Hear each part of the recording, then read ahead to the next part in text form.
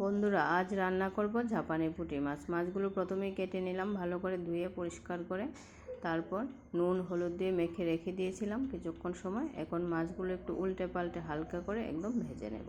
দেখো বন্ধুরা, মাছ ভাজা হয়ে গেছে। তারপর কড়াইতে দিয়ে দিলাম পেঁয়াজ কুচি, আর পেঁয়াজগুলো হালকা করে একটু ভেজে নিয়েছি। তারপর দিয়ে দিলাম এর মধ্যে বেটে রাখা মশলা বলতে শুকনো লঙ্কা, পেঁয়াজ বাটা আর 2 টুকরো রসুন একসঙ্গে পেস্ট করে দিয়ে দিয়েছি। আর মাছটা আজ খালি রান্না করব, তাই কোনো সবজি দেব না। দেখো বন্ধুরা, মশলাটা ভালো করে কষানো হয়ে গেছে। এবার দিয়ে দিব পরিমাণ মতো জল। এই পুঁটা মাছগুলি খেতে কে কে পছন্দ করে অবশ্যই জানিও বন্ধুরা। দেখো বন্ধুরা, জলটা ফুটে উঠতে এর মধ্যে মাছগুলো দিয়ে দিয়েছি, দিয়ে 10 মিনিট সময় রান্না করে নিয়েছি। এবার দিয়ে দেব ধনেপাতা। এবার ধনেপাতা কুচি কুচি করে দিয়ে দিলাম। আমার রান্না হয়ে গেছে, এখন নামিয়ে নেব। কেমন হয়েছে কমেন্ট করে অবশ্যই জানিও বন্ধুরা। আর সবাইকে অসংখ্য ধন্যবাদ।